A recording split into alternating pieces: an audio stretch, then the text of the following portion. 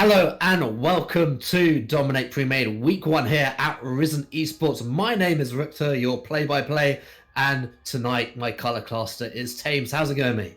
It's good. It's good to be back. Excited to start another year or split of Risen here. Got two very exciting teams coming up tonight. Looks like we're already into the draft. Leona and Set taken away already. Leona looking like a comfort and Set looking like an RKO 54% win rate machine. Yeah, exactly. The boss in the top lane definitely has some flamboyant playstyle there. Looking at that Trinity Force build, lots of power spike up into that top lane. Swain going to be banned out against Boomers and Zoomers here. Excalibur Eternal will be on the blue side. Boomers and Zoomers banning out the Xin Zhao, probably from the jungler here, of Neath in that position. Yeah, I mean, it's I was going to say it looked like B and Z was banning out the meta, whereas XL was banning out comfort, but then they go for the Xin Zhao, which is a comfort pick of their jungler. I think Xin Zhao is one of the most underrated junglers in the game right now. Ooh, the trend ban. Nobody wants to deal with the dirty split push. But back to the Xin Zhao, I just feel like he does a lot of the kind of stuff that like a Lee Sin or an Elise would do early, and he does it early pretty pressure. Well. Yeah. And I just feel like he's kind of fallen out of favor, and I'm not big brain enough to know why. I also like his ultimate update, being able to block those projectile attacks. Really does give him a lot more safety in that later game. You can almost play him like a Gragas for that kind of disengage to create that space and environment. And then re-engage sort of at your leisure as well. So it gives Xin Zhao a lot more options and playability around that. Renekton gonna be the first pick up here for Excalibur though in the top lane. Nice safety, kind of fairly easy to blind pick that into. All on the table though, so maybe they want to be able to mute that Renekton power that can be produced early on with this champion. I'd like to point out too that you can't count out the Renekton mid. He was just picked in the LCS yesterday as a mid lane, regular pick in the LCK and if they lock the Elise here, not really surprised. Pretty common pick. You know, they're memeing that a lot of the jungle matchups are just Elise versus Lee Sin or Elise versus Gragas lately. And there's reasons for that. And people wanted AP junglers back for years. So it's cool to see the Elise picked up again. Yeah, exactly. Lots of early playmaking potential into that. So you want to potentially have some early game pressure to be able to deny minion waves. Gangplank going to be able to add that with that map control as well with that Cannon Barrage. Yeah, a lot of zoning out of Boomer and Zoomer's draft here so far. I mean, nobody wants to get cocooned into a giant barrel in your face. Please don't lock Aphelios. I know what his guns are named. Please don't lock Aphelios. My brain will melt as I'm trying to cast. Difficult to cast, say for sure, yes, but a very fun champion regardless. A lot of different combinations that can be played with him. Very strong scaling into the game. Very good in those short corridors if you can set up appropriately with that vision control. Limited mobility, obviously, so Gangplank can just put that ult down, but the mobility coming in here with the Echo could be jungle, could be mid lane, so currently we're flexing a lot here right now. Means that the second phase of the ban cycle here for Boomers and Zoomers still up on the edge because they might still want to be banning junglers, but Echo could easily slot into that position. Yeah, I mean, Echo is over 51% win rate in both mid and jungle right now. Not really sure what the rise of the mid lane Echo is coming from again, but it has been a pretty common pick. It says here in Plat Plus, his pick rate in mid lane is up to 4%, which is really high considering it was less than 1% just a couple months ago. Yeah, so we're banning a bit more of these engaged supports here, Nautilus, Brom as well, a lot of safety. Tristana can also be flexed into that mid lane, potentially going that Blade of the Rune King build. They're looking for that early pressure, get those early towers, also very nice with the Elise to be able to set up that pushed wave, look for any presence there mid potential, particularly if Echo doesn't have that reset ultimate as well up to that point, so nice bit of pressure there. Can also be flexed into that bot lane as well, so a lot open. And so just the supports here, Victor as well, Morgana banned away against Excalibur Eternal, so definitely bot lane focus for these last few bans. Yeah, I mean, that really pinches the support pool here. I mean, you still have the Leona on the table. She took a little love tap. Oh, spicy if they lock. Leona took a little bit of a love tap nerf a couple patches ago. They did not lock that. Okay. I was gonna say you got the Leona, you got the Pike, and they did take the Pike. I am kind of expecting Leona to come out here from Excal. Yeah, I think you want something to really Oh wait, punish Leona's the banned. fact that Wow. Pike does have the engage options, but Nautilus and Leona both banned away, so maybe like an Alistair pick, a little bit less favored champion could come out there as well, but they're just going to go for that ultra peel here with the Janna to be able to keep Aphelios alive as well. That mitigates a lot of his shortcomings with this lack of mobility, and Janna can really fix that, be able to reset Pike around the map, and definitely keep him safe. Not gonna lie, I kind of love the Jenna there coming out of the pocket. It's great to see with like the the Gale that she can knock people away, and just her ult appeal for Aphelios. He does so much damage so quickly that, I mean, just the tapping the ult, not even like holding it the whole way through, could actually let him kill 2 or 3 people. Yeah, so with the LeBlanc here, picked up 4 pokes in the mid lane for Excalibur, that really does lock in that Renekton for the top side. Echo in the jungle, that means that they can flex the Tristana if they want to, potentially into the LeBlanc. Could be a very spicy matchup there, but it will be potentially the GP mid on, could probably match the Renekton, I would have thought, into that top lane as well. We did mention on, very strong champion right now, just deals so much outrageous damage for the amount of tagginess that he can get. All of those extra stats that he gets, and then unleashing that onto a Molten Edge there for the Tristana when you're scaling that crit as well onto the GP. Massive barrels coming out, could be absolutely devastating if they ever do group up. Yeah, I mean, I did not expect to see a Gangplank going to the mid lane. It's very spicy, very exciting for me. Worth noting, I think, is the Ornn right now. It's like people are memeing that he's like an assassin and a control mage and a tank all at the same time. And he hasn't really been changed. It's just sort of like a meta shift that kind of favors him. He's getting buffed next patch, Dave. It's ridiculous. I know. Like, I'm an ADC. I'm living in a nightmare. Right? It's absolutely. Ridiculous. When 10.5 rolls around, I'm absolutely looking to see some Ornn and Sen. I would be heavily surprised if both those champions escaped nerfs. Yeah, well, I mean, it's the fact that he does send damage. He gives an extra 5,000 gold to his own team, and then he just has safe engage options on a very short cooldown that he can just reset around the map. Just absolutely just can transform the Rift in your favor right now. And I feel like Renekton may be a little bit under the pump to make something happen early onto the map to try and shut down the Ornn, but it's difficult to do so just because he can use his Forge in the lane, just build up those tank stats, like get a cheeky little Ruby Crystal in there as well, just for that extra survivability so it doesn't get dived. And the massive collapse options there as well with the Elise, with the ability to reset the aggro onto those towers, means that Renekton has to be a little bit careful. If he doesn't have his rage up, he could be susceptible to those tower dives. Yeah, and I mean, someone actually just pointed out to me, they said with the Ornn here, the problem may not be the Ornn itself, but like how you can get 15% CDR from runes and how CDR is built into like almost every item now, that he can just have that combo so available so often that it's not really his kit. It's that when you have all that CDR and you can ult like every 40 seconds and you're doing the combo every 8 seconds, it just becomes oppressive. It's obnoxious, Tame, for sure. I'm wondering if rather than destroying his damage, if add an extra 10 seconds per rank onto his ult, or add maybe like a 2-second extra CD at rank 1, 2, and 3 onto his Q. Something like that may actually fix him while leaving him playable. Yeah, exactly. But I mean, if he falls out of favor, we'll see more Cho'Gath on the map. We'll see more Scions on the map as well, as they will rise. And with all of these AD items getting buffed for more melee champions, such as Xin Zhao, would actually benefit very strongly from the Tryndamere as well, although we don't see that a lot in sort of competitive play. All these kind of like split push champions, Jax, for example, could massively benefit from all of these buffs coming out of these items next patch. But we're on this patch right now, coming at you. A Wild Terry is actually claiming the Ornn for himself right now. They do have a bit of time to be able to swap there, but potentially Gangplank in the top lane, Ornn in the mid, really could mean that they could look to play around this bottom part of the map as well. Yeah, all a bit of a shakedown. I mean, I assume they are in LCS order, yes, but I'm pretty sure it looks like Eternal Excalibur aren't, because otherwise Janna's in the mid lane, and that's it's been a minute since we've seen that. Yeah, that's a bit true.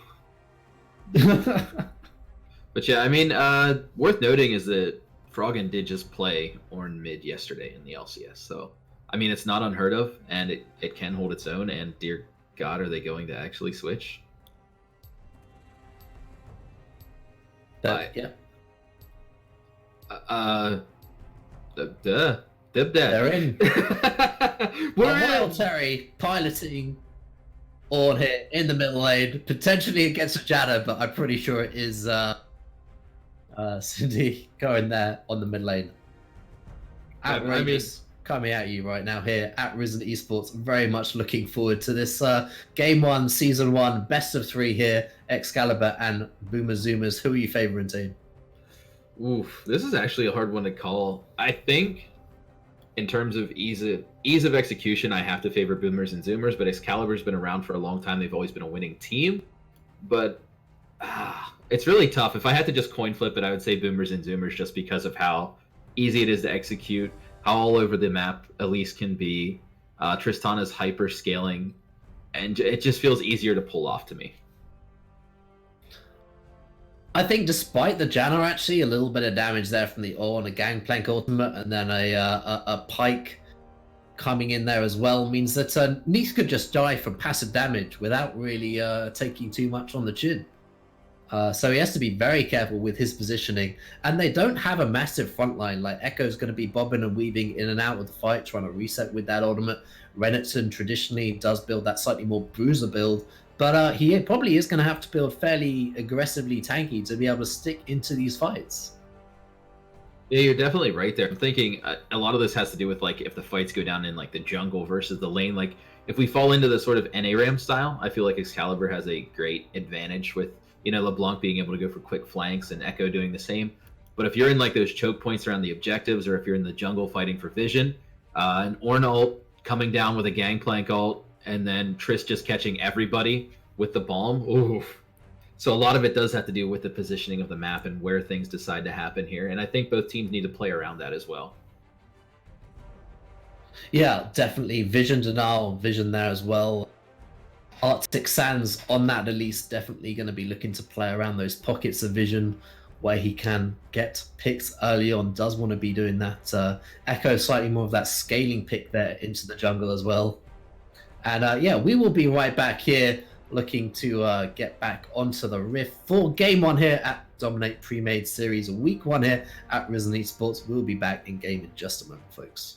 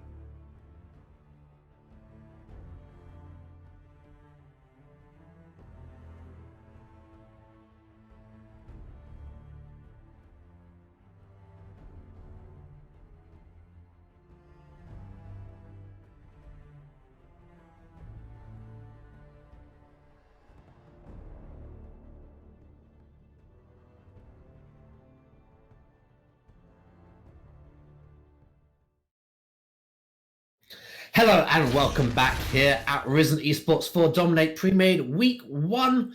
Here looking at the year 2020. Exciting stuff here. My name is Ruktor. I am casting here with Tame tonight. Looking forward to this best of 3 coming out here for Excalibur, Eternal, and Boomers and Zoomers marching down the bottom as a 5-man stack, maybe looking for a little bit of shenanigans early.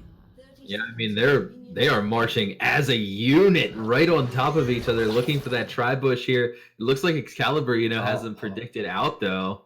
Are we gonna have a brawl? Is this gonna get good? Man, it looks like the pings are coming out. Oh, but they're gonna walk onto a ward. They're definitely gonna hit that ward. Yeah, I'll have to see maybe if they can spot that ward, and if they are in a back rotation, maybe they could pick someone out. But a little bit temperamental. Backs on all sides here, just breaking the piece. Nice and relaxed here at the start of the game time, as they will go their separate ways. A little bit of a start up here at the red buff here for release, so maybe looking for that pressure at the bottom side around that 2-3 minute mark. Have to see for that pathing. I mean, I like the hanging out in the bushes early. It's very comfortable. Did you ever do that as a kid? You just like make a bush fort and just hang out in it. It's really fun. I was more pillow fort. Yeah, I mean, yeah, I guess we're all kind of nerds here, huh? I mean, which of us actually goes outside? Let's be honest. So you're gonna see Elise finish off the red buff in a timely fashion here, a little bit ahead, about 2 seconds ahead of the Echo. So I agree with you. I think we will see Elise pressuring early here, especially with that burn.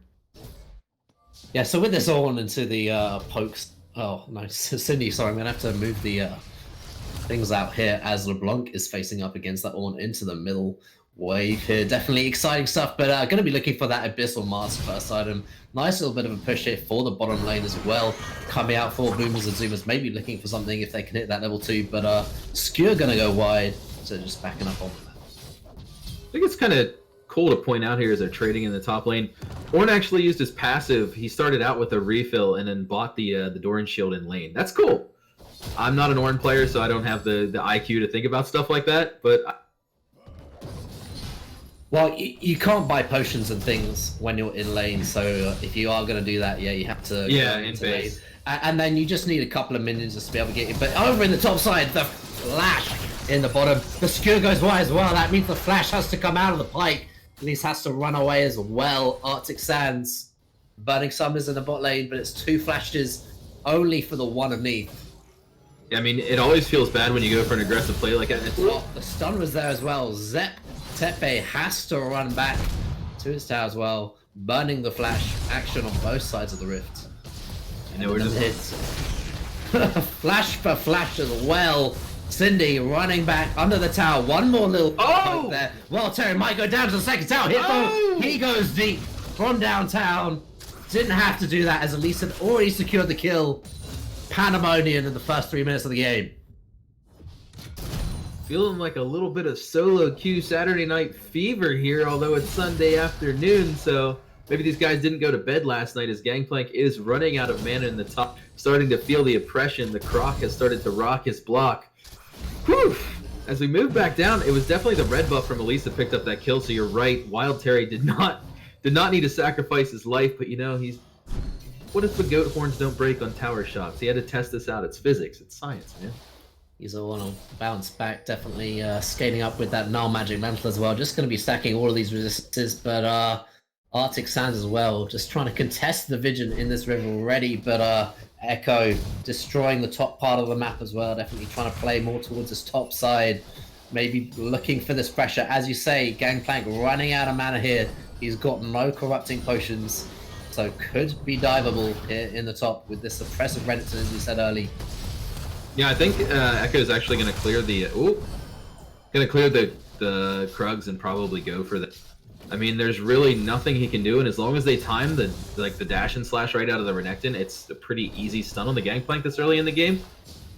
And he probably won't have an orange to be able to eat it and get out of it in DK. That's the old classic Gangplank meme. Everything was bad, then I ate an orange and it was K. Yeah, exactly. Terry actually getting a nice bit of chunk of farm there. Definitely being able to trade, hack onto this LeBlanc. Range matchup generally is considered favored towards the LeBlanc early, but when those resistances come out, can just shrug off the damage, and then it's almost not worth burning your mana pool to try and poke this guy out slowly into the game. But see how that goes. Oh, Wild Terry just stacking up nicely there in the mid. Yeah, I mean, again for the top, Echo not really doing too much, potentially contesting around the dragon now, as we'll be clearing that bottom side of the map. if you think about it too, in the mid lane matchup, one of the ways that LeBlanc chooses to harass is to use the distortion to get in. And if you do that into the Ornn, the knock-up was good, but the stun was wide there for Arctic Sands as well. But that is going to be a base recall there, coming out for Cindy in the mid. When you sense that pattern of like the LeBlanc coming to harass and to trick, you can just throw out your little chunk, and then when she comes in, He's actually taking aggro. Tower aggro again. The third tower shot isn't going to quite land. Ivy Lith has to run. Here's a level 6 coming out. And Wild Terry going to take more. He lived this time on just a breath of health. 9 health, 9 HP. Wild Terry running for his little goatee life. That's His calculated move right there, carried ladies safety. and gentlemen. There was nothing calculated about that play. As Oblas has to run away from the wave here, as the Pike did try and roam there. He's going to have to base as well. Probably going to be looking for those early boots of mobility to make plays around the map as well. LeBlanc going to be a little bit more slippery coming out. He's actually taken the long way. He's going up to the top. Maybe they're looking for this 3-man dive up onto the Renekton. He does have that level 6 though, Dominus available to him. But they're going for it. He's sliced and diced, so he's used that mobility already. Arctic Sands looking for that Dominus now been propped. They are waiting for this Pike to come in as well. Maybe waiting for this Dominus just to stop. There comes the Cocoon. The stun chain is there, and that is an easy kill for the top lane there with that Sheen prop. Very nicely done. I feel like in Waiting that for the scenario dragon. for the Renekton there, if you know that you're going down, as we are gonna see Excalibur. But if you know you're going down, don't you at least want to throw out some damage? I mean, you pop your ult, and then you're hanging out in the bush. You basically know you're some fried crocodile. If I were him, I think I would have at least tried to, half chunk the gangplank or something before I went down. Maybe make my return lane a little easier since GP did use the TP to get back. Yeah, you want to burn a few more resources, Yeah. maybe Tepe burn that cannon barrage, so maybe you can't make a play around the bot side of the map now for a little bit of time. But again, in the mid lane, Elise roaming there. He's got those mobiles. Well, gonna land the stun. Here comes the gangplank as well. Sydney's got to run away. Doesn't quite have Call of the Forge got available to him as well. He's going to be kiting. The chains are going to be landing there as well. That's the mobility. Bob can't quite come over there as well. Sydney may be going down here, but that is just the clone. Nicely baited down as well. Bob can't find anything. Got that BF sword, so nicely scaling up here on the Tristana. Got a good farm lean in the bottom lane as well, as the pressure from the Pike roaming hasn't really stunted this growth of the Tristana. I mean, until Affilio starts getting his turrets online or the right. It's all happening again. He's got rooted. He's gone back in. He's gonna go down. The Call of the Forge God isn't gonna be able to get that second prop. Zap as well has to be careful into this top side of the map as well. Tiamat, very strong power spike here coming out for the Renekton. But things are happening thick and fast here, Tane. Break it down for me, man. Yeah, I was gonna say that the action is so focused on the mid lane this game that there's almost no time to commentate on what's going on. Both these teams, if you can stop the LeBlanc from scaling, that's a victory in itself. Like if you have a LeBlanc coming out of lane, like down some CS, or even keeping them under like 7-8 CS a minute, that's good because LeBlanc relies on burst from shadows to really damage your team. Oh, +6 down, has to burn the flash, traded in turn as well. The Dominus is just going to burn him down as well. He doesn't call for the kill as well. Nicely done in the top lane. That's going to be a lot of minions tonight there as well. Really want to throw a shout out to that Renekton skin. Love that skin when you have Dominus on because you can see the exact range of that damage that you can do from the passive % health. Looks like there may be a dive organizing on the bot lane out of here. Are they going to go for it? No, I don't think they are. It's a little bit risky. Yeah, this has been a nice play from Arctic Sands as he is now looking bottom. They're looking for Neat as well. Has to flash away from the Cocoon. Yeah, I mean, that's basically exactly how you expect that one to play out with how much peel that Janna has and how much zone control and Aphelios brings to your team. But I mean, Sands is everywhere though. They're looking for Neath on the tower. Not going to quite be able to find too much more than that. Arctic Sands looking for a little bit onto pokes as well. That was the rift using the bottom lane. There's more gold onto that Tristana. This is a very nice clinic coming on for Arctic Sands as well, as he's really impacting the lanes there. Doing a good job, but in the middle lane, Terry bound up as well. Ivy Lith trading back on it, but Arctic Sands is roaming everywhere on the map. Reset here for Lith as he's got to run away now. Can't quite finish the world. Terry on the backside of that. Sydney's going to be able to try and get that. The chains don't quite finish it off. Has to flash away from the stun there as Arctic Sands looking for it. Burns the stopwatch trigger as well. The flash coming forward for Arctic Sands. Traded back in turn for Cindy, and Hughes has to run for the hills. Are your lungs okay?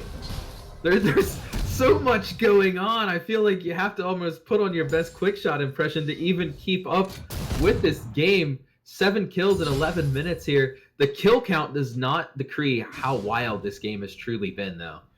I mean, we're going to see another Drake coming up here before too long. Oh, is he going for it? Is he going? Oh, wow. That was a close one. I mean, it's just like these teams are really feeling each other out. There's a lot of limit testing going on all around the map right now. And Oranges save lives, team. They do. They do. 8 and Orange and it's K. I mean, you're seeing here... He just burned the Karen Barrage, actually, just to pick up on that CS as well. He doesn't want anything here. But actually, the Ignite coming down, going to be traded for the Dominus top lane as well. He kills the water in the process. He doesn't really care. The Quap doesn't really mind. Only level 6.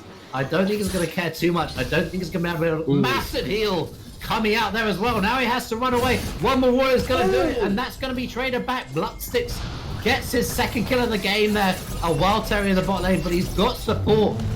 He's a wild call of the Full Gorge coming out there. Knocks up Neath. He doesn't quite have the support in Toya. Gonna land the knock up on Neath, but it's pretty much 2v1ing right now. The reset coming forward for Jana on the pokes, but is not going to be able to survive there. The kill going on to that Tristana there too, who's already up in CS. The Aphelios has to be feeling bad right now. We're gonna... Oh boy! Well, Terry gonna get rooted up as well. Ivy Lith looking for a little bit extra. The Cocoon was good though. Gonna get the reset on the ult of that. Oh no shit. It's all happening, man. I almost feel like we could just cast this game by just screaming the word "send it" over it. Send it! Oh, he's going forward. He's looking for it, but he's gonna get knocked up in the process. He probably didn't want to take it forward. Nice little bait there coming forward by the list there. Boomers and Zoomers trying to contest this. It's gonna go over. Now the bomb is down as well. That's gonna be an exit kill coming out to this fairly fed Tristana. Definitely got the CS, and now the kills to boot. Blutsticks in the top lane, doing a very nice job trying to shut down this thing, but Pokes in the bottom lane actually going to be able to avoid that skewer. Thank God for that. Yeah, and TP to the mid to back it up as well. They grabbed a 3k gold lead and a Drake right there. Oh, and Gangplank is not getting the good end of these trades right now whatsoever. So, I mean, they are starting to pull away here. The Tristana now has a 30 CS lead. Probably be able to finish first item on back. They're coming down but yet again, and the Cocoon is just on just right now. Tame, he is just absolutely getting pretty shafted down into this bottom side of the map. As Arctic Sands is just like set up shop right now. Blutsticks popping that Dominus 2v1 there, but he's just so tanky. He's just got the damage. He's gone for the lethality as well as he's already picked up that serrated dirt. Tower goes down, traded into the bottom, but Blutsticks is the surviving hope here. Coming out for Excalibur. Eternal already, the 3-man stack coming out into the top lane. Zap's probably dead yet again. Callback doesn't even need a Ivy Lith. Picks up his second kill of the game, and it's all reset on the map as towers fall thick and fast. So that's good. Yeah, I was going to say that lets Renekton get out of there. So letting their best player get out of that lane is great. I mean, the Renekton can now flank. They can start looking to fight. That's going to be their win con, is getting the Gator. Well, I guess he's a Croc. Excuse me. Didn't mean to be speciesist. It lets that Croc get in the middle, 2-3 of them with that Dominus going. You know, the Janna peeling for him, healing him, giving him that shield to boost his damage. That's got to be what they're looking for right now, because they're not winning the map. Let's just face it. They haven't been winning the map since the Mountain Dragon, and that was almost 10 minutes ago. Yeah, another Cocoon lands. This is a level 7. Just face checking. Gonna go a little bit deep for it though, but I don't think the LeBlanc wants anything more to do with it. But they're chasing now onto Neath yet again. Forces the flash away. That's a really big early cooldown loss from the Janna there to pop that ult basically in futility. It's almost one of those things where if you know you're going to die, it might be better to just die than to waste a cooldown like that. You see a lot of times people flash or whatnot, that they're already dead, bro. Like when you're burning to death, you got that talon chopping you down, you already got the ignite, you're just dead. It's okay. It happened. But worth noting here, I mean, we're seeing like a 40, almost 50 CS lead open in the top lane. We're going to Boomers and Zoomers picking up the Herald there too, just kind of casually uncontested as they're just going wherever they please on the map. Oh, another Cocoon lands and he just absolutely shredded. In a blink of an eye, the zaps in the bottom lane yet again. He just can't get a break. The 2v1. Super simple. Cannon Barrage getting popped as well there, but the Janna in a little bit of disrepair. Gets knocked into the Tristana. Doesn't have that Monsoon, as you said. And that'll be secured there, coming out for at least Death from below, cashing in on all the glory. Yeah, you're going to see Boomers and Zoomers pull away a little bit more here because, I mean, honestly, Arctic Sans is having a monster of a game here. 6-0-3 with the 600 gold bounty. They didn't finish Morello, so LS isn't having like a stroke over in Korea. Everything's, you know, coming up spiders for them right now. It's looking, I mean, they're already threatening an inhibitor at 16 minutes. Yeah, it's definitely a fast-paced game team. It's all happening. They've grouped up into the mid. That's another tower go. So you see too, the Aphelios is just now finishing one item, doesn't even have boots, down 50. They're really taking advantage of how you mentioned in the draft, the lack of mobility on the Aphelios. That's really the key to shutting him down. It's just that a lot of people don't understand how the champion works. Gets the back cancel, has to use the jump away. They stun up, but he's absolutely blown up. Oh, Two shot coming out, the wombo combo. Arctic Sans, he lands it yet again, set up by this Pyke. So, was that the Cocoon that did half of their health, just the Cocoon connecting? Oh so my goodness. We're really going to need to see some boots on Aphelios. I'm looking for it right here. They're the only person in the game that doesn't have boots right now. I agree, team. I agree. Like, the mobility is insane, and the lack of their... I think, honestly, even if it delays finishing your Essence Reaver there, or if you had to sell your Doran's Blade, you need to finish those boots earlier. And when you're already playing to a champion's weakness rather than their strengths, you should be trying to compensate for those weaknesses and catch up a little bit. Oh man, Pyke has that Umbral Glaive. Look how fast he clears the wards. Here we go! Yeah.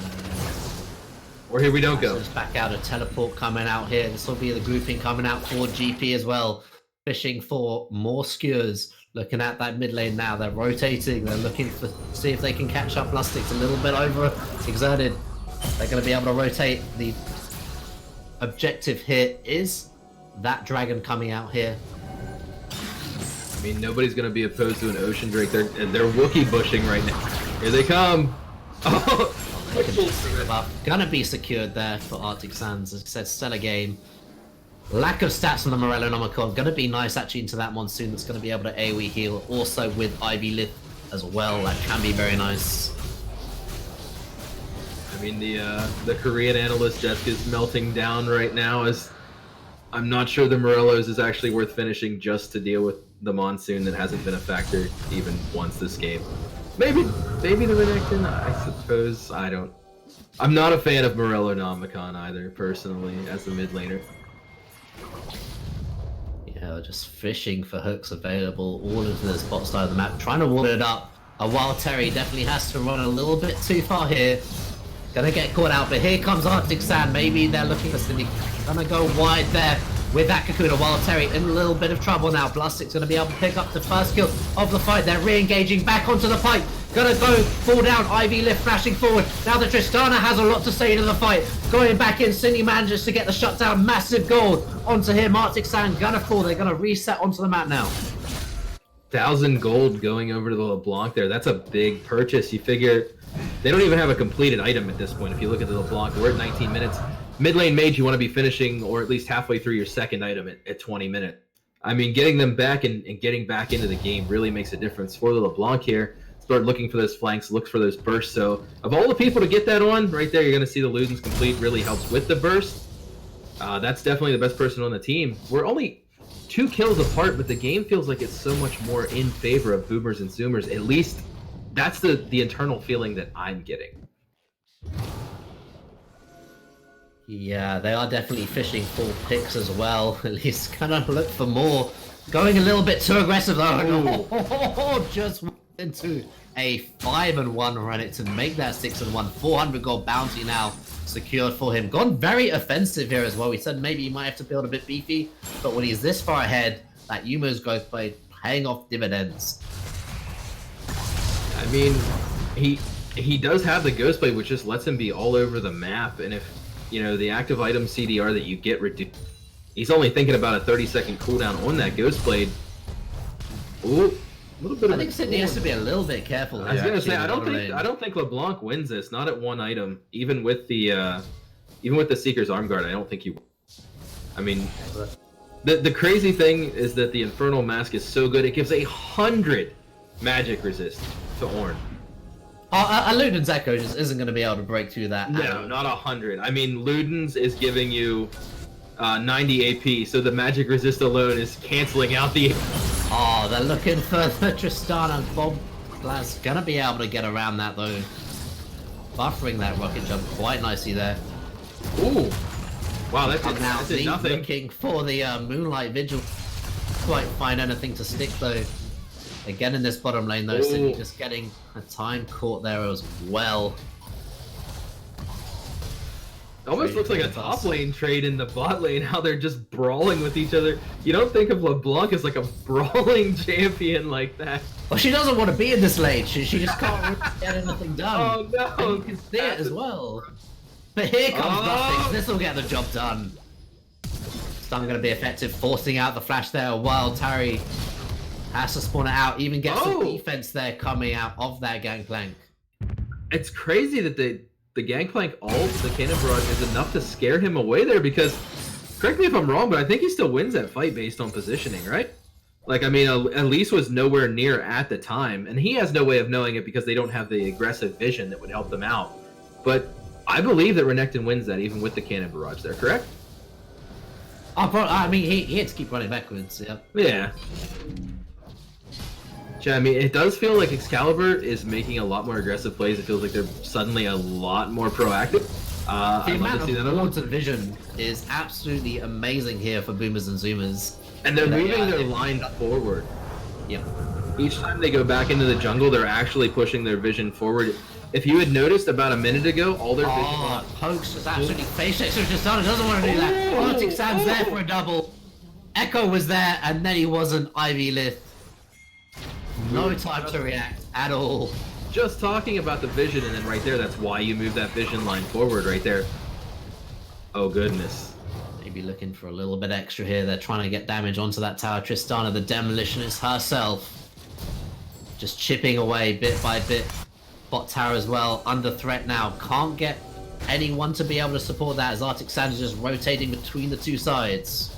Dragon coming up as well. That'll be another Ocean Drake as that's slowly stacking up here for Boomers and Zoomers. Yeah, I mean, Boomers and Zoomers, as we were talking about, the vision is actually winning them right now. Felt like Excalibur was clawing their way back into the game, especially with the fat croc that they had on their team, and the vision just choked them right back out with those 2 picks, and it looks like Drake is pretty much going to go uncontested over to Boomers and Zoomers there.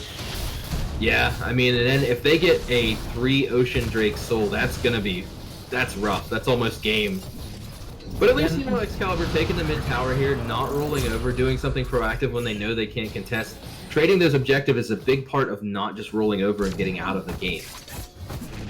Yeah, they also had top wave pushing as well, so that'll get denied to the tower, so a little bit of inefficiency there, but definitely securing the Drake's priority here for Boomers and Zoomers as they are grasping back this map control, yet again just warding out this river, securing themselves the Baron, and they're probably going to want to be setting up a trap here. These cocoons have been on point here for Arctic Sand, so they're really going to be looking to control this top side now, play around this Baron now that the Dragon is off the table. Yeah, I mean, coming up on 25 minutes and the scaling that they have, and the fact that they have a 3-item Tristana. Oh. While Terry wants a little piece of this action, Ivy not going to have to use his Chrono Break just yet, but that kind of sets up a I was going to say, that sets up the ability for them to get full Baron control or even maybe start it. But I mean, we're talking about a 25-minute 3-item Tristana with the upgraded Molten Edge. That Baron's not going to be standing for too long. Probably about a less than 30-second take, I would imagine, closer to 20 for the side of Boomers and Zoomers right now. So that's got to be their next objective. I think if they can just get the Baron, they can basically charge it down the lane and win. Just look at the item advantage here for the Tristana against that of Philios. 3 items with that Molten Edge completion. We said that Tristana was farming very nicely in the early games, and it pays off. Arctic Sands just obliterates the Janna. No Monsoon, no flash needed. 100 to 0. Now they're going on to Neath as well.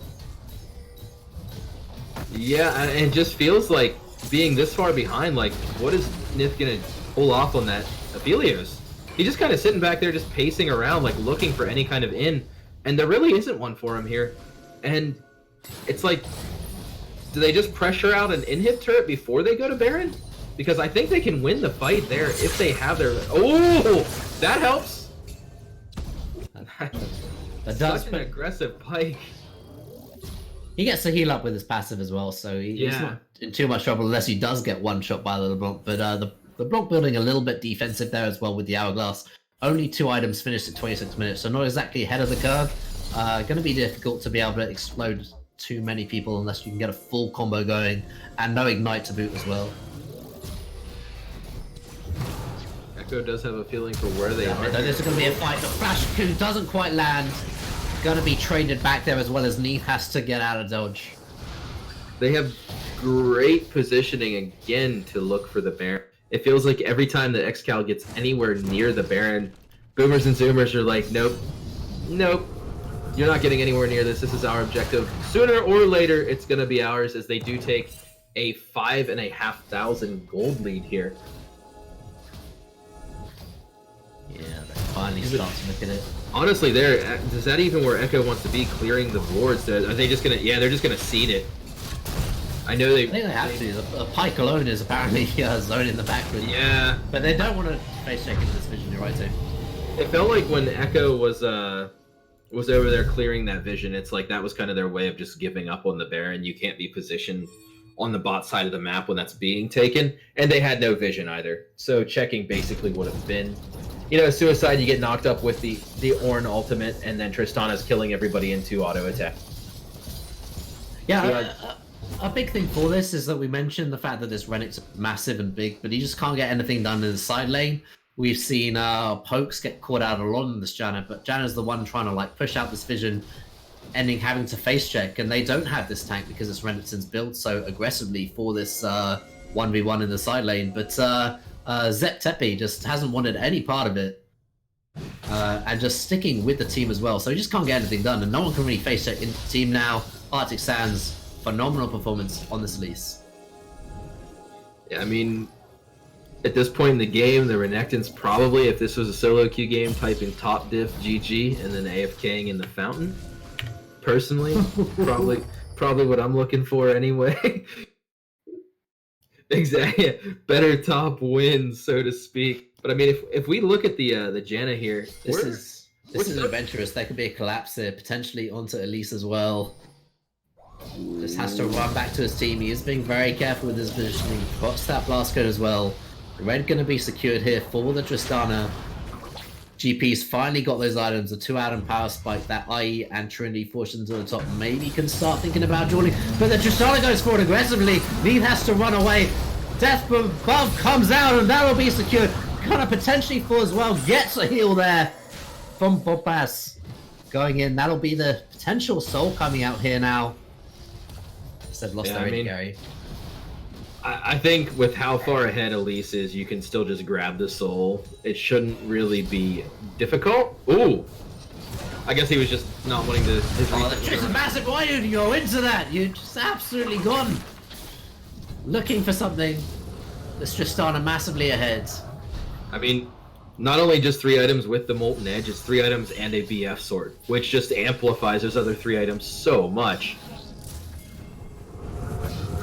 I mean, that will be the sole claim for Boomers and Zoomers, and you have to feel like the death knell is running.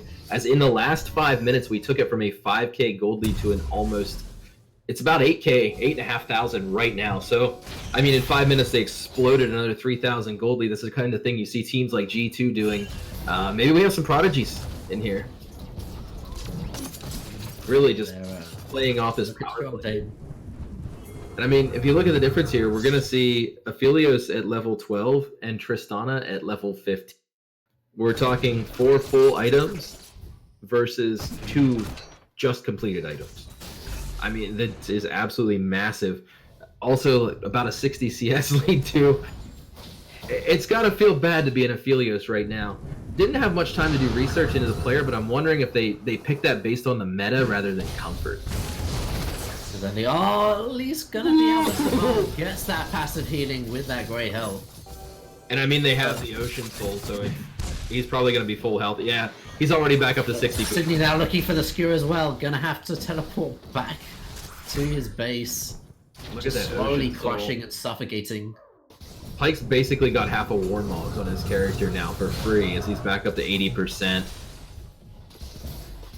So you can afford to take those dives right now. You can afford to make risky plays as long as you can disengage, which you can do very well with like the Elise, the Tristana, the Pyke. They all have great disengage. Yeah, I'm just loving this front to back now coming out for Boomers and Zoomers, just looking for these skewers, looking for these cocoons as well as another engagement coming out. Sydney's definitely looking for what is available. Can't quite get anything done though. Can't get it to stick on the Pyke, as you said, with that great help. Now they're looking for the tower. They're pushing forward.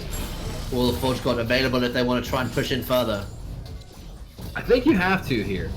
You got your soul, your Barons wore off, but I mean, aside from potentially letting them scale more or letting them reestablish vision, what are you doing here by not pushing it? It feels like, yeah, exactly. This is what I want to see here, the continued siege. No objectives on the map. Vision's already dominated. Gonna get that inhibitor. I mean, Excal can't really do anything but back off there. Now do they go, are they gonna go top? Yeah, I was gonna say I would like to see them go top and just kind of go for the home run here. Not let this game linger on. Start to look to close it out. The base has been cracked. That's usually the death now, as the lead is now up to 9,000. Yeah, Zeptepi also able to push forward into this Rennet as well. Just spells doom. Here coming out for Excalibur Eternal, not able to find anything too much. Sydney looking for this poke available, but if it's only onto the Pyke, who can heal up, not going to be too impactful there coming out. GA now finished for this Restore as well. Has a lot of safety in that. Sydney going forward as well. Maybe we're looking for something, popping that, but Death Rebuff not quite timed effectively. Coming back out now, they're looking to re-engage under the tower. Wild Terry just tanking that up. Available, looking for this wave to come in yet again to push.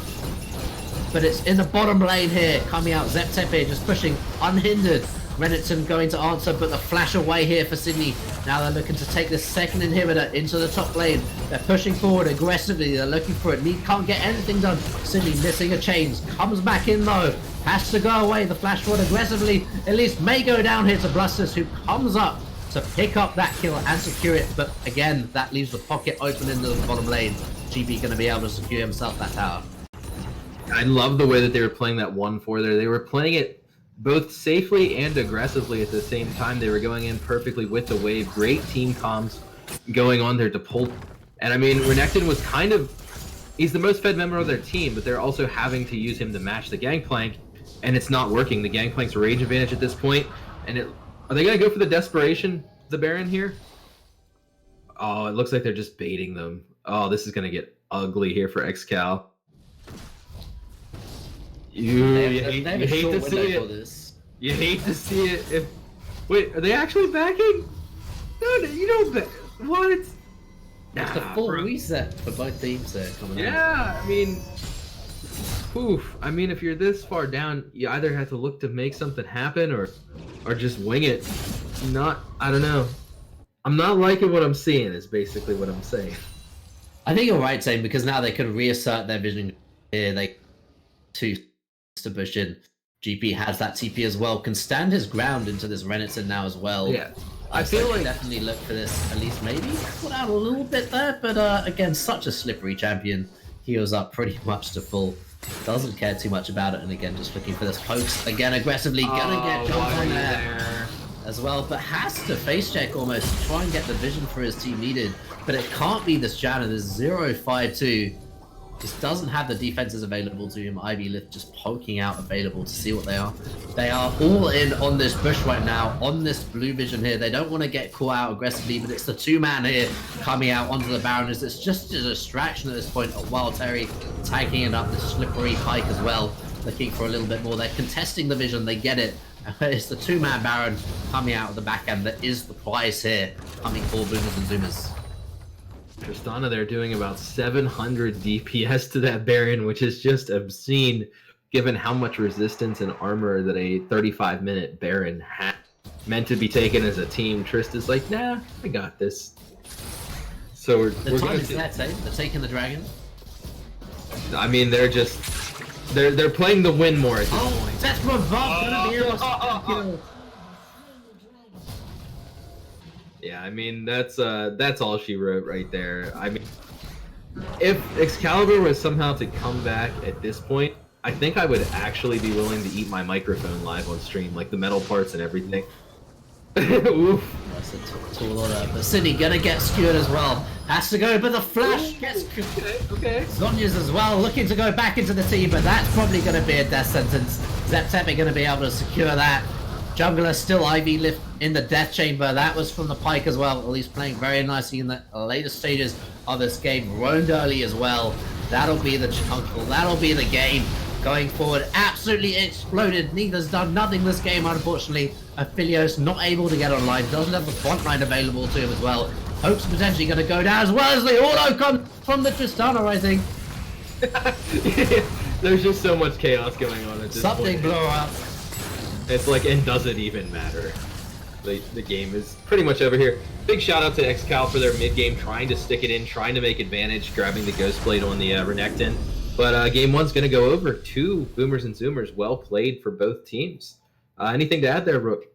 Yeah, I mean, Arctic just was everywhere on the map early, and that really slingshotted their team. And unfortunately, Blustix, who played well early, couldn't get anything done on this aggressive build on this Renekton. And unfortunately, that meant that Boomers and Zoomers will take game one here of week one here at the Dominate Premade here at Risen Esports. Looking forward to game number 2. We'll be right back. I think we're going to get a couple of replays of that game actually coming at you from Rando Joe, our savior here as a streamer, and are looking forward to that. We'll be right back here as...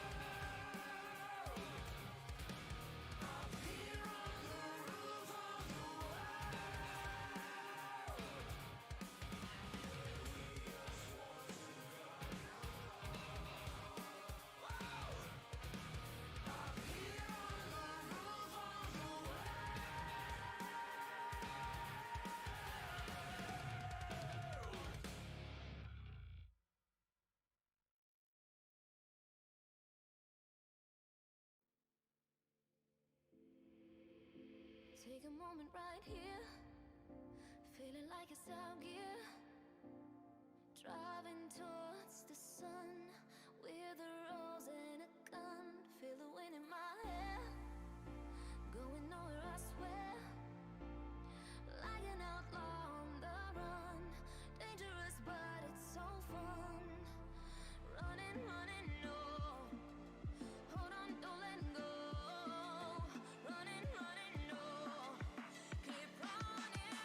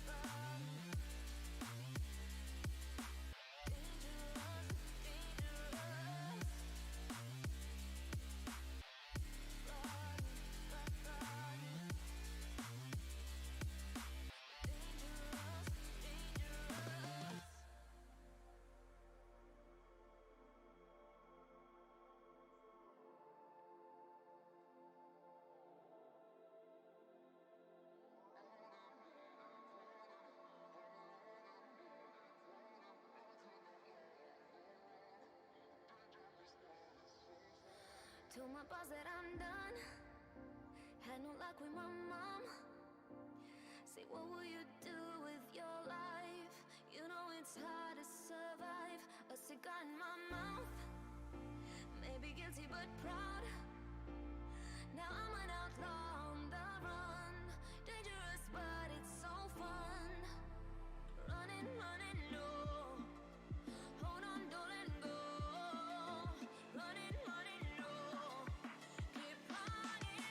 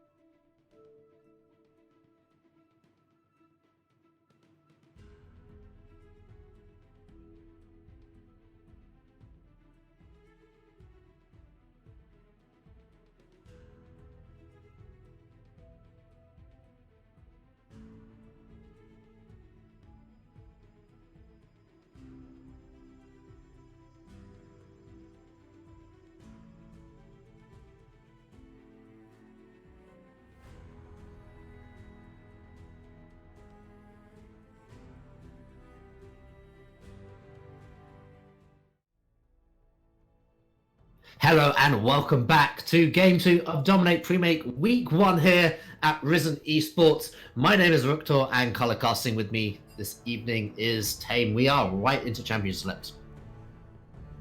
I mean, the draft is going likely similar here to the first one, with Boomers and Zoomers taking out the first two champions they did last time, but Excalibur being put on the back foot by that Ornn and the Elise and just nuking them both. I've always been a proprietor of saying that if you are back foot drafting, that you've put yourself into a bit of a losing mentality. Would you agree with that? Yeah, definitely, but you need to have a variation and adjust if needed. Obviously, that Elise was absolutely bonkers in game number 1 and definitely needs that respect. They did, however, ban Leona, Swain, and Tryndamere. Could probably drop that Tryndamere ban, but maybe that Leona and Swain can be problematic. They are going to ban that Leona, so Swain available if they want to pick that, and maybe a split push with a Tryndamere as well. We'll see how much priority they want to put on these champions. Oh, the Renekton. Ooh, taken away from Excalibur this time. I think that's a statement right there. You know, I'm going to beat you with your own crocodile. And I think that actually has to affect your mental at least a little bit right there. Yeah, and I'm sure they will be able to flex this into the mid or top if they play Ornn mid. I'm sure they're very happy to play the Renekton mid. But Swain was banned in game number 1, and that will be picked up to potentially answer it. That is a very flexible champion as well. So a lot closed in terms of what we know and our knowledge here coming out with these picks. We'll have to see where Swain will go. Potentially even support, as that has been favored in 2020. That's what I was going to say. I actually have UGG pulled up for the champions being picked here. And according to this, in Plat Plus, Swain is picked in the support role 68% of the time. So across all of his other roles, which would be mid and top, splitting up the other 32% basically, he's splitting that, 16-16 and going 68 support. So that's a pretty big statement for Swain. I think he's really popular and prominent right now because in the bot lane with how volatile it is and how ganky junglers are right now, just landing that E, the grasp, just, was it Never Move, I believe it's called? Just landing that is basically a kill in this meta. And especially, with the Kai'Sa, if she can get some plasma marks on you before you land the E, that's devastating. And Swain pulling you in closer to Kai'Sa, who has that... Ooh! Never mind. I'm just gonna go ahead and I'm just gonna go ahead and erase everything I just said for the last 30 seconds. I was trying to do some big brain analysis there. Everything I said is wrong, and I have failed. It could be a Nautilus mid. You could go that the do and B route or tank. That could still be brought back. But Lucian actually very nice into a Swain. You do have that short distance dash, and that's all you need to be able to get out of that wombo combo that Swain provides. And if the Braum plays aggressively enough, you can really turn those fights into your favor with that early aggression that these two do have with the synergy for. Coming out here with some jungle bans here in the second round, and Vladimir potentially into the top lane as well to give Renekton a free lane to be able to really pursue his opponent. Yeah, we're really seeing one side, like the priorities are different per team. Boomers and Zoomers are like, you don't get what you want top. Excalibur's like, you don't get what you want jungle. So, I mean, they're really going deep into the poll here, which, I mean, I believe, what was he, 10-1-3 last game? You really can't go wrong targeting that jungler when he had such a pop-off game, especially with the champions that they took out. It's basically the 3 most meta high elo junglers are now off the table. Yeah, definitely going backwards. Maybe you don't even need a tank, but Rek'Sai, Jarvan as well available. Very nicely done as well. Trundle hovered over, so it could be anything at this point. Trundle could be very nice, obviously, into that Sejuani, and even that Swain as well. Being able just to mitigate that means that you have a bit more burst potential when the Swain is going into that flock kind of like aspect and wanting to roam on the map. But Yuumi hovered over. I doubt that'll be picked with Braum, because we're not going to see Braum in a solo that. At this point, I don't know. I'm not sure. Seems like so far we've existed to defy trend. But I do feel that, like, for Boomers and Zoomers, getting Excal's jungler on the Sejuani is kind of a victory for them. Yeah. I mean, you really can't feel like that's a win right now.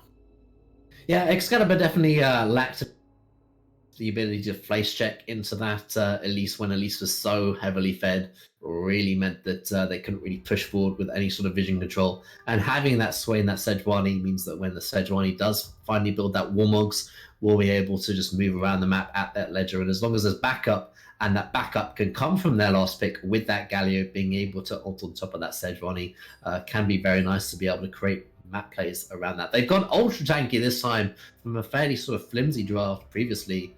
So we'll see if they're adapting to what they feel like they need to put into this aggressive team coming out with that early game Lucian and that Renekton with that late game insurance with the Rise. I mean, just what I can see at like a base level here, it feels like there's a lot of pressure on the Kai'Sa to prevent or provide a ton of damage. After seeing the performance out of the ADC last game, the big question will be, can Kai'Sa actually provide that level of damage? Hey, never pick a fight. Yeah, we'll have to see if Bioblast can perform on that Lucian as well that she's playing. But on the other side of that, there is Blustix for the top lane. Neath will be piloting that Kai'Sa. Sorry, we finally got there.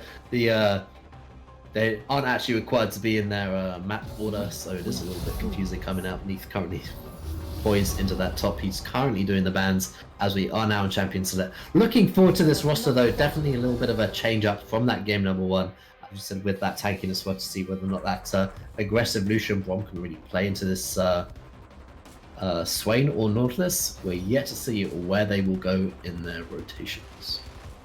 I mean, theoretically though, they have like the sort of get down Mr. President comp with the Swain ult, the Galio ult, the Sejuani ult. If you can wombo that all in one go, potentially just deleting an entire team at once. But on the other side, you know, BNZ has the aggressive early game with the Lucian, the Renekton, but they also have the scaling late game with the Rise.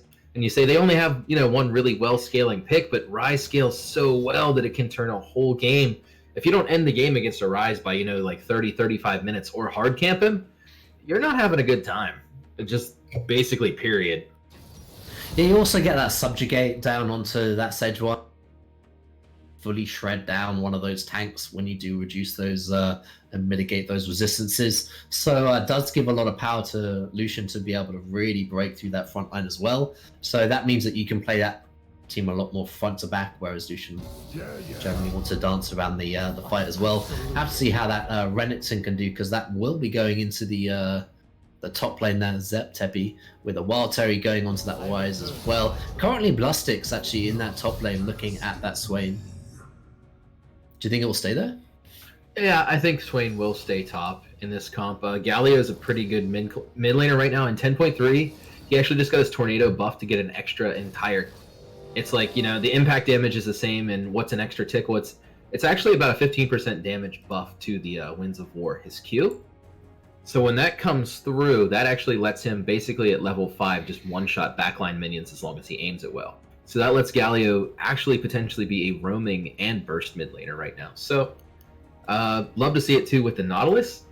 When the Nautilus can land a hook, the Galio can just ult in and make him safe. Nautilus pops a shield, and that's one of the main drawbacks of the Galio ultimate, is if you don't have somebody beefy to start it, it a lot of times isn't even used or just comes up flat. But when, you know, you have like a Nautilus and a Sejuani, you have targets to jump on. Preferably, ideally, you want the Nautilus to land a hook and you immediately press R onto him. So we'll have to see if they can execute. Yeah, exactly. Neath has to be a little bit careful about when they to go forward aggressively on this. Kai'Sa just needs to play front to back a little bit cautiously at the start, allow these tanking champions just to be able to soak up that damage and then go in for the kill onto those priority targets, which is probably going to obviously be that Rise and the Lucian.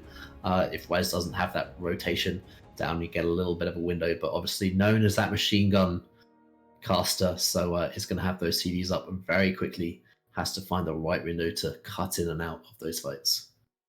It's kind of funny how, if you look back to the, I'm not sure if you ever saw the meme video about attention all Rise mains. Rise has been nerfed. He sucks now. EQ. I'm sure somebody's going to recognize what I'm talking. But it's like, at that time, he actually did, but now the meme has become reality. Like, just actually just sitting back and just smashing EQ. It almost doesn't even matter what elo you're on. He's so simple to play now. The finesse is really in when to root and where to ult. It's really all it is on Rise anymore, because you never run out of mana with the standard ability. Just EQ. Yeah. and it's the E gets a reset on the Q, so it's basically as fast as your fingers can go. It's almost like playing Cassiopeia, except you don't have to be good at the game. Exactly. So we'll be right back. Take a break back here for game number 2 of the Dominate Premade season here at Risen Esports. Game series of the season. Definitely looking forward to this for the climax potentially. Match point coming out here for Boomers and Zoomers. We can see if they can capitalize on that, or can Excalibur Eternal clench victory and take us to a game number 3. We will be right back after a short break.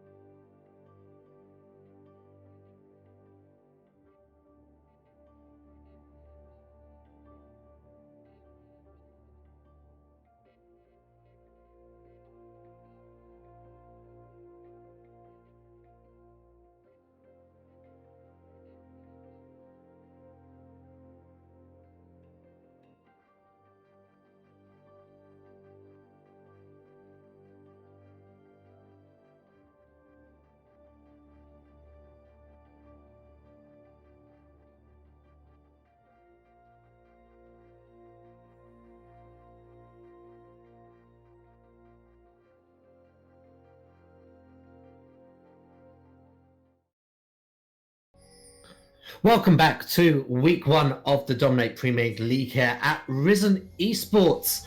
My name is Rupta. Color casting with me this evening is Tame, as Excalibur Eternal and Boomers and Zoomers go onto the rift for game number 2.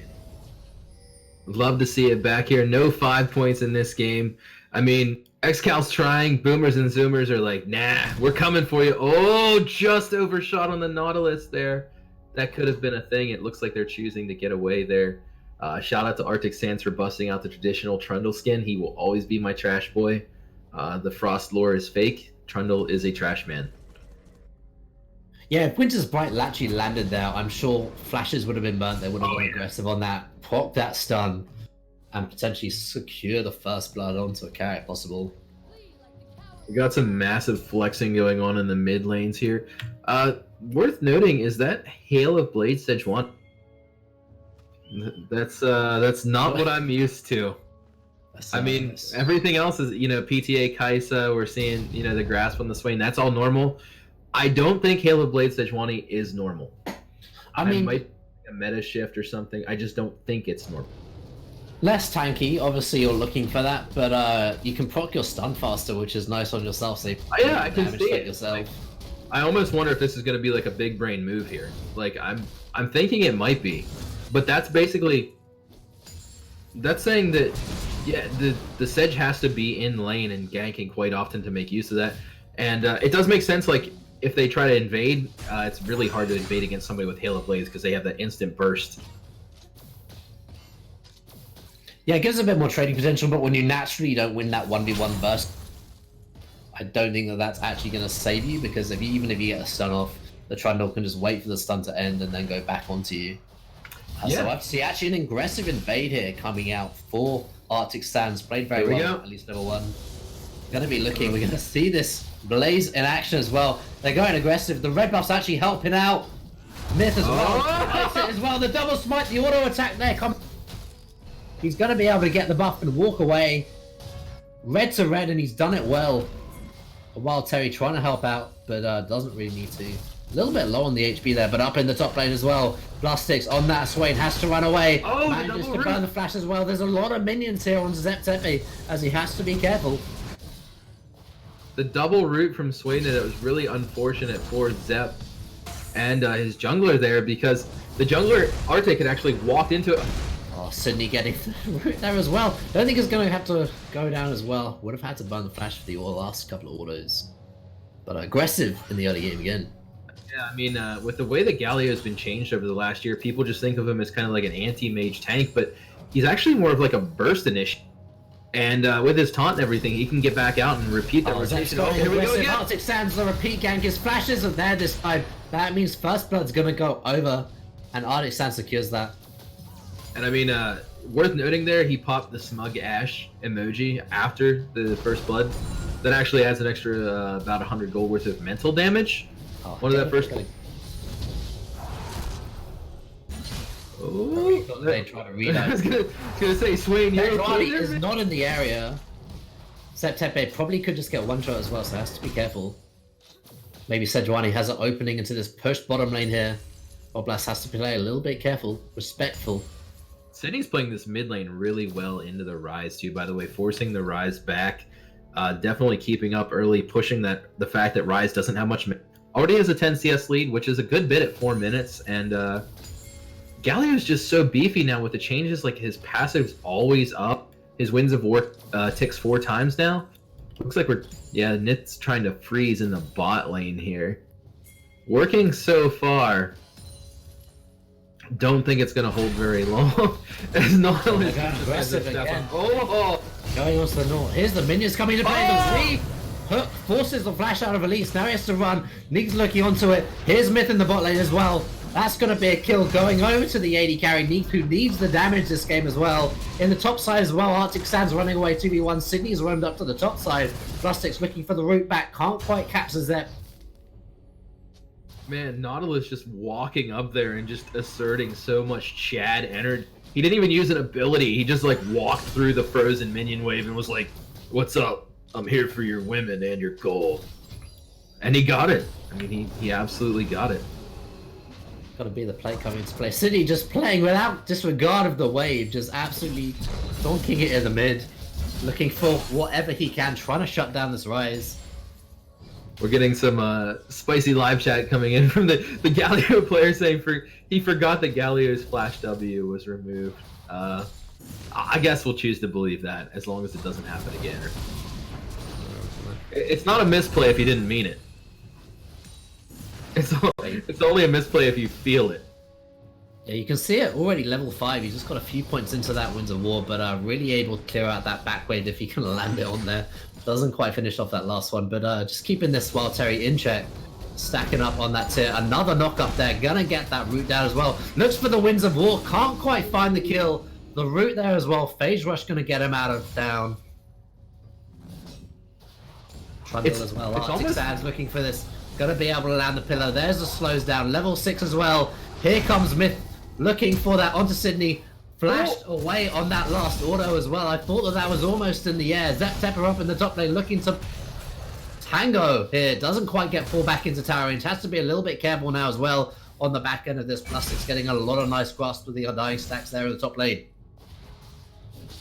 players are just full out brawling. There's not nearly as many kills. Oh, it's as there back was. forward. Oh, the dog! Yeah. The second he hit level 6, he's like, good night. Croc rock block coming in. Swain suffering from a croc shock from that rock block. Yeah, they see that first Infernal Dragon has been taken there from the bot side here at Boomers and Zoomers, so now they're looking to play safe into that bottom side of the map. They know Trundle's in the area. Wave getting frozen against them though, so they have to be a little bit careful here. They're going to have a nice freeze coming out.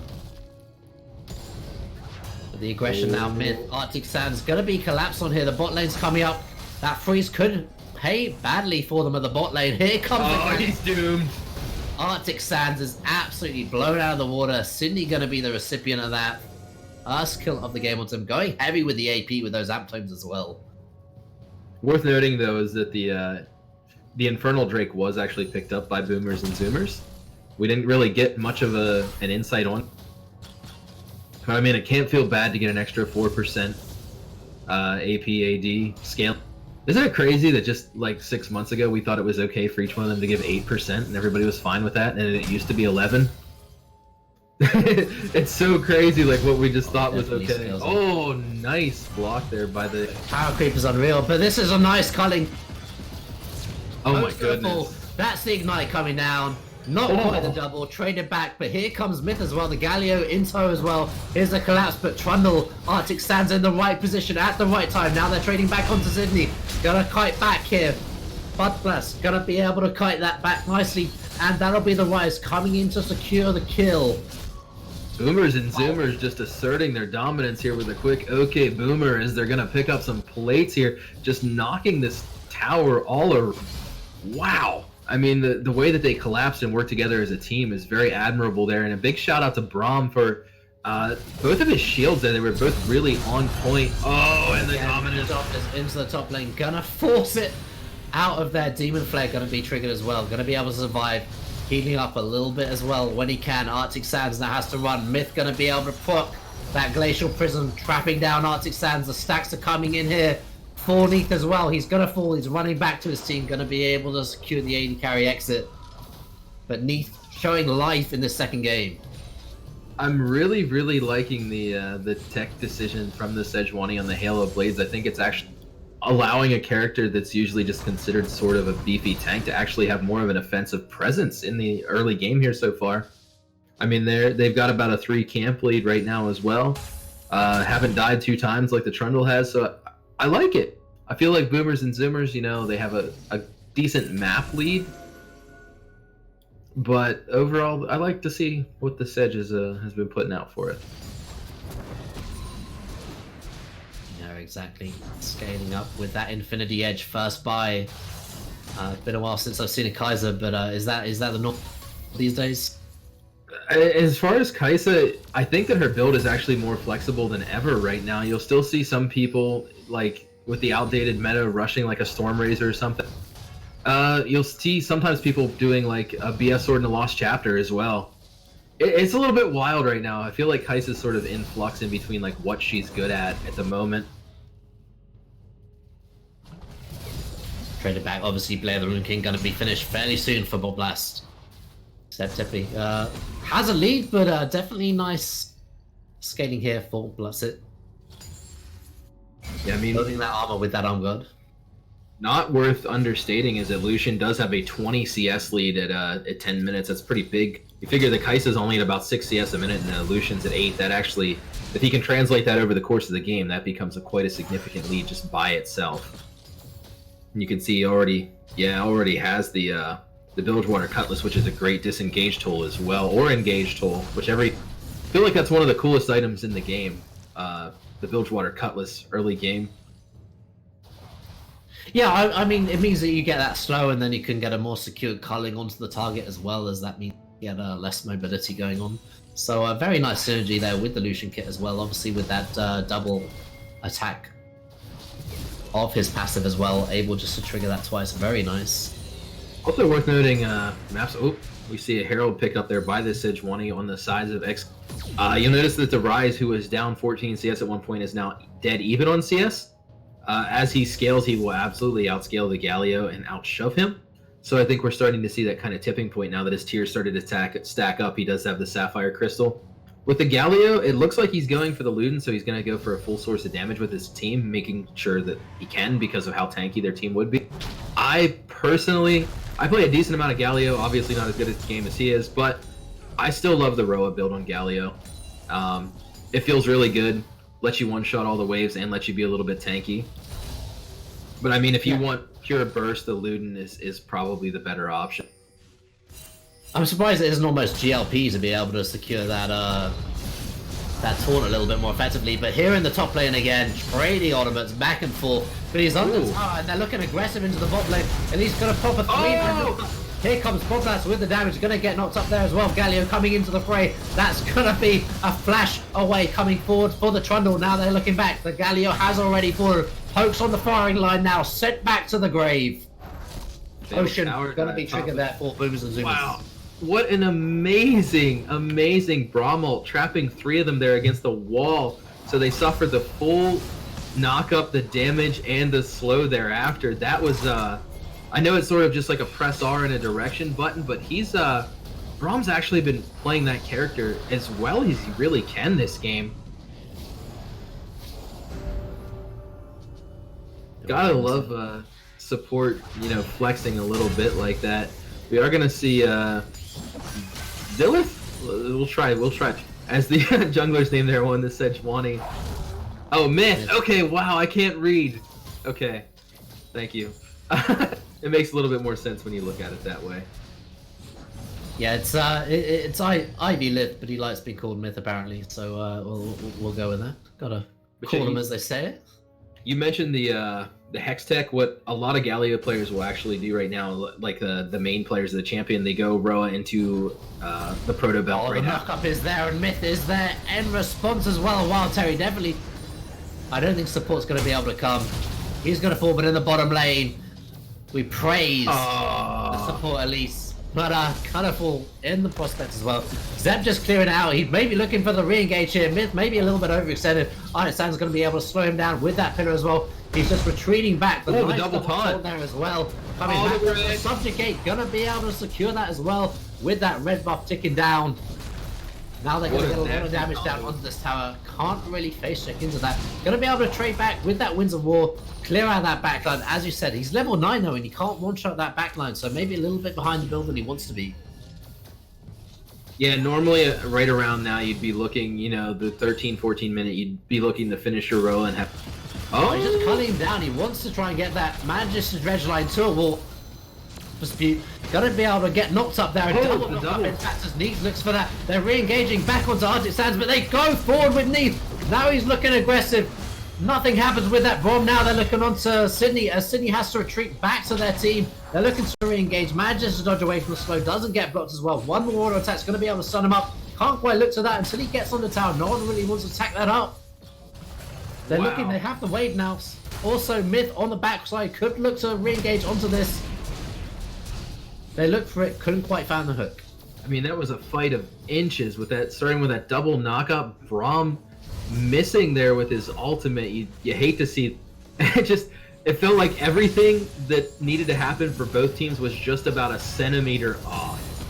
So I mean, we're basically going to walk away here with no death. It's much ado about nothing here. It's kind of like I don't know, an argument in a McDonald's or something like that, where everybody decides to just walk away rather than call the police. Yeah, no ambulances required into the bot lane. The tower's still standing as well, as it's a total reset on both teams. They'll go back to their respective lanes. Dragon down, that is for another 2 minutes. It's going to be Mountain next.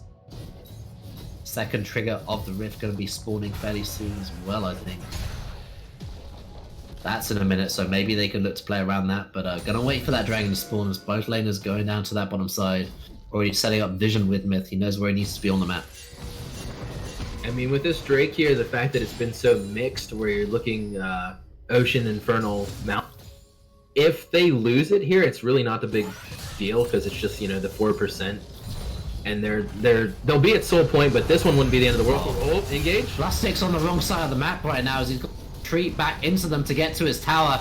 Arctic just chomping him down as well. That is a lot of damage from the Demon Flares. It's mitigating so much with the healing. but it isn't going to last him all the way to the tower, and he is going to fall. Now that means Sydney potentially 3v1 up into this top lane. The early damage is coming down. That tower very low as well, 50% now. Wild Terry just dodging in and out of that tower aggro. Now the minions are here. They're actually collapsing onto Wild Terry. Really nice engage, and that's blown up. Now they're looking to re-engage onto Sydney.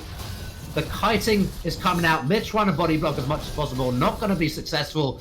Now Mid has to run to the tower. Gonna fall as well. Double kill going over to Zeptepi, but in the bottom side as well. Mass stacks coming out. Neith very healthy as well. The culling gonna come down, but it's just gonna be able to clear out a few minions.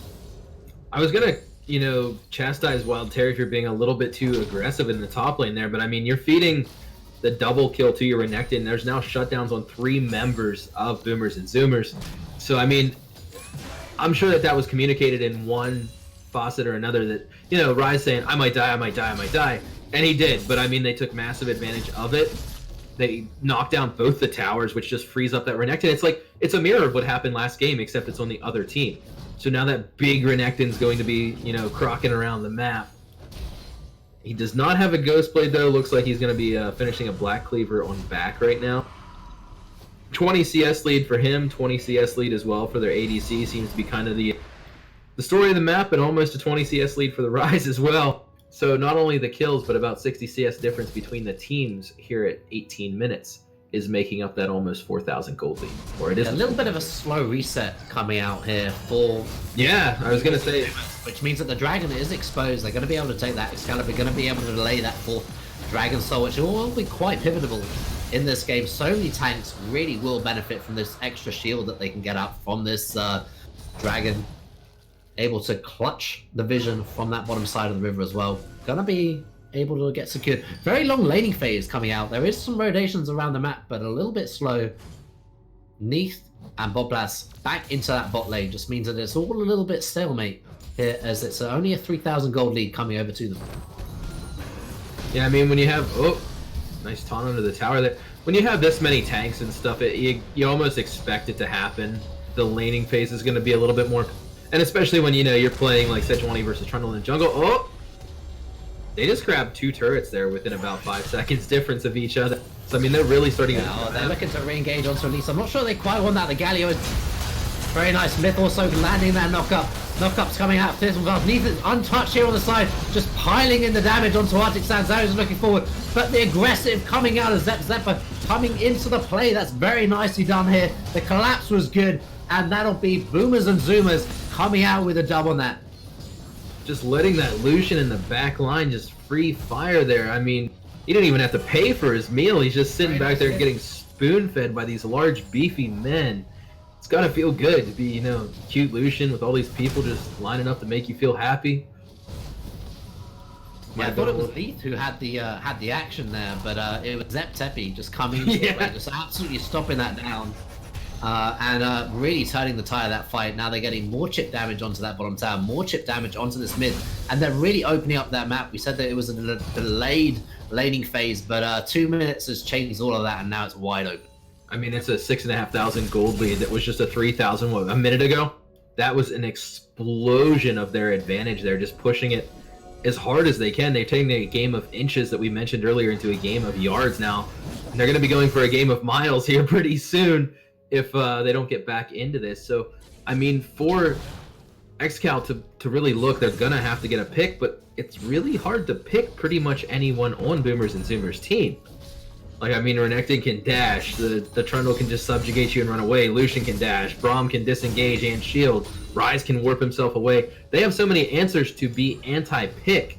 So if they can just set up around the Baron here and just play their game, it's going to be very hard for Excal to get back into this one with the comp that they have. Neith is basically their way back into this game, but, I mean, he's already died twice and he's down 20 CS. Yeah, because there's been so much action on the map, taking the farm across the board has been a little bit limited, as he does get slowed up there, has the passes on him. Not going to be able to execute onto that, but you're right, he is the insurance policy, and he does only have that 1.5 items at 21 minutes. Definitely needs to get his carry on. But what I want to lead your eye to is that serrated dirt coming out for Zeptepi. So we're going to have another offensive Renekton coming out who's got the exact same build, finished that Yuma's Ghostblade now, so very strong in that 1v1. Not much of a tag there, so maybe going to be relying more on that support Trundle, who has got that Zeke's Convergence as well, but a culling into the mid lane. Leaf manages to escape a lot of that damage, but just the harassment is there. They're looking forward, they're looking for picks and objectives. Yeah, I mean, just landing a little bit of that calling lets Ryze continue to split over there, and now Ryze does have, you know, a 35 CS lead over the Galio, and I mean, they're doing the same thing they did last game, starting to choke out the vision. They're pushing up their line. Look at what they're doing in the red quadrant right now. Every time this team moves forward, they bring vision with them, and the comms must be on point to be doing that. They don't do it all at once. They don't just blindly run into the enemy's jungle and throw it all. They're moving it forward so far in 3 separate waves. Exactly. Maybe could have started something there, as it would have had to be a 3v4, but doesn't pull the trigger. And I'm looking at this Ryze build, I'm looking at this Galio build, and I almost feel like they should be... Like they should be, like, almost swapped in a way, yeah. But I mean, it's wise for Ryze to build, in my eyes, a way that defies the, I'm out of rhyming words, that beats Galio, yeah. Because he knows he's suddenly underneath. There's so much MR damage coming out of this lineup for Excalibur that he really is building efficiently right now, and you can see Galio just can't get him out. There's healing as well, as he just, whenever the Winds of War comes out, he heals half of it back from the passive, the Abyssal Mask as well. Gets that extra damage down from that scaling mana as well. So nice build coming out of him, but he's getting collapsed on, but they're trading the Baron for this as well. So we'll see if he can survive. They really need to commit to this. Potentially Wild Terry looking to get out. Realm Warping out to safety as well means that nothing gets done, and that'll be a Baron for free coming out here for Boomers and Zoomers. I mean, that's equitable.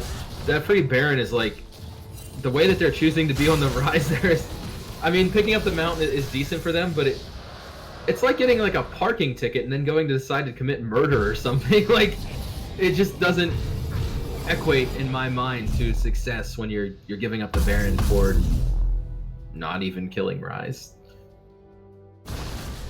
Also, sort of think there that if Wild Terry had wanted to, he probably could have just Realm Warped to it. No, his Realm Warp is on. So he didn't even have to. I mean, he did Realm Warp back. Yeah. He did proc it. He did, but I mean, like, I don't know. I just think it's looking pretty rough right now for Excal. Like, the way that he can basically 1v2 and not even feel that threatened, and can just use his ult to just be like, oh, I'm leaving, bye. Instead of having to use it to playmake or anything like a normal Ryze would have to do when behind, or 5 man into the Baron pit or something. But I mean, they do have 2 mountains right now. If they do manage to get a soul, that would be a 4 mountain soul. The shield would be massive. And I mean, that would allow them an in back into the game with how tanky their comp is. I mean, it would be hard to even break the shield on Swain as he was demon flaring. They are dead even in farm in the top lane, but thus far, the Swain only has 1 KP out of 7, so he hasn't really been where he needed to be for the team. Yeah, a little bit of a hodgepodge of items coming out here for Bustix as well, sitting on that Luden's Echo poke, but he's kind of more of an all-in really. He doesn't really want to just tickle you down with that. So Seeker's Arm Guard slowly getting built up as well, gone for that Glacial Shroud, so really slowly scaling up. We did see Frozen Heart get buffed, so maybe he will slowly build into that. I mean, could be wrong here, but as well, I know I mentioned the Roa for the Galio earlier, but I honestly thought that Roa, Zhonya's, and then Leandry's was actually the core build for solo lane Swain. Unless something's changed that I was unapprised of in the last couple patches, which it may have. I was pretty sure that's how that always went, though. Yeah, exactly. So just trading, but Wild Terry just having an absolute field day now into this Galio. Really can't do too much, and if he doesn't have the space, that means he can't ult into the sideways, and that's not really what their comp wants to be doing. So Boomers and Zoomers doing a really nice job of this 1-3-1 and staying safe with this 3-man unit in the mid. Very important as Arctic stands aside. So he's had enough of this. He's breaking ranks and going into this Galio. Tower diving 2 deep now. Already tower fallen in the top side as well. And now in the mid, it's all collapsing down. This Baron buff really doing the meat. It's a beautiful 1-3-1, and you got to be thinking here too, like, oh, are they going for it? Oh, they're looking to engage onto Elite. Only level 11. Careful, kindling back nicely though. Plus, untouched in the backline, just shredding down And now they're coming with a little bit of kiting, but Wild Terry actually decides he doesn't want too much of this. Demon Flare going to be not able to really get too much. Can't really go forward. Doesn't have that Zhonya's yet. And they just go back and reset. The CDs have been burnt. That's their engage gone, and they'll go back to task. And he's going to get hooked on the tower, though. That was very nice. Flashes backwards, but the ignite is on. That could maybe break it, but out of mana here on Blustix as well. That means it has to be a little bit careful. They're collapsing onto this top side, but that means Wild Terry in the bottom. Again, pushing those minion waves, creating that pressure on the map. You almost feel at this point that, like, it's not ideal, but you almost want to have to put, like, your Swain or your Kaisa side laning against the Ryze there, because the Galio is obviously not working. He's just huddled under the tower, and they've been working on that same matchup for about 10 minutes now, so, you know, Galio's falling way behind on farm, and if it's not working for your team and not creating any advantages, your side lane matchup, eventually you have to go supplicate them and help them, and it seems like so far that Excal has not done that for their Galio. And he's sort of falling off and falling behind here, and you know we're all looking at almost 30 minutes, and he's only at an item and a half. Yeah, it's not a pretty sight here for Sydney. Definitely losing out some minions under the tower. Aggression coming out for a Wild Terry as well. Really nice 1-3-1. We highlighted that. Oh, absolutely! Putting them around the map, getting all those towers. Now that top inhibitor is exposed, so they can go back to that if they want. So much aggression coming out of Zepsepa as he's picked up that Executioner's Calling. Wants to cut down this Demon Flare healing coming out of Blustix as well. I think the play here is to see if you can 4v5 the Drake while you keep Renekton up where he is, because the Drake will be spawning here before. They're basically either forced to try to go for their win con, which is the Mountain Soul, or forced to give up their inhibitor. They don't get both here. As long as Renekton plays this right and continues to play as he has, and it looks like they might just be willing to give up the... Huh. Yeah, Boomers and Zoomers might be giving up. Myth looking for something in the mid lane. Here comes the...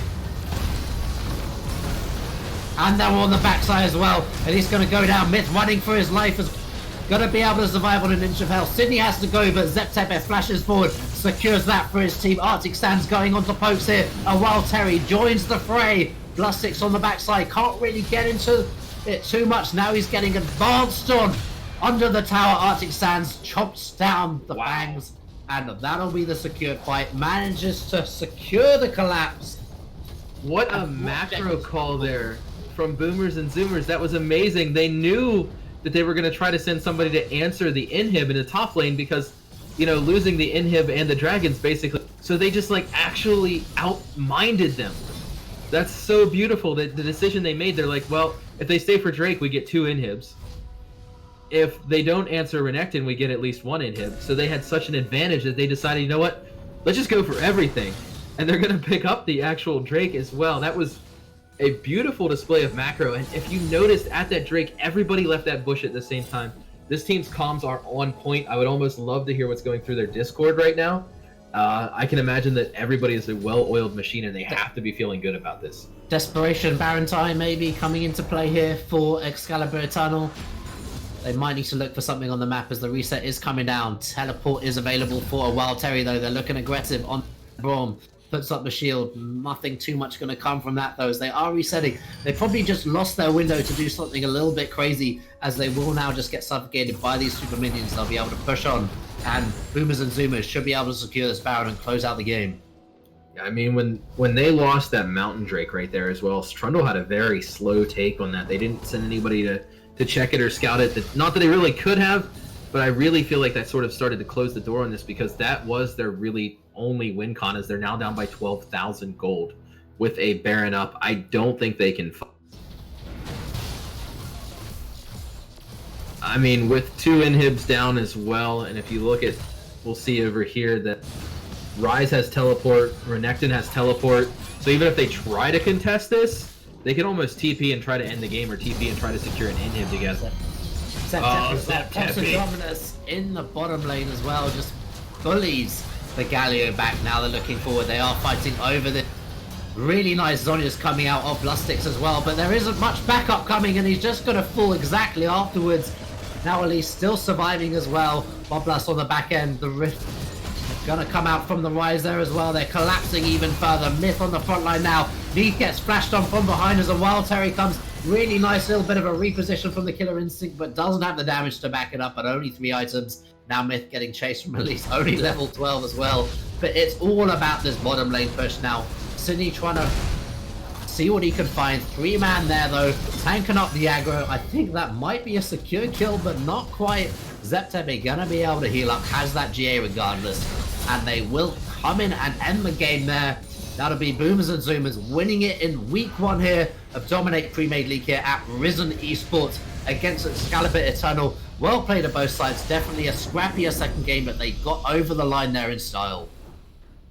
I mean, just wonderful display of macro there at the end of that game. It honestly shocked me even as the cast. That was like pro level stuff they pulled off on the decision to pull the trigger there to really just close out a game that they did have a heavy advantage on, but the idea to just call that, make that snap decision and just end it right there. And honestly, shout out to Sydney. Must be feeling pretty tilted right now. I almost feel like they were kind of abandoned by their team in a lot of the situations in that game.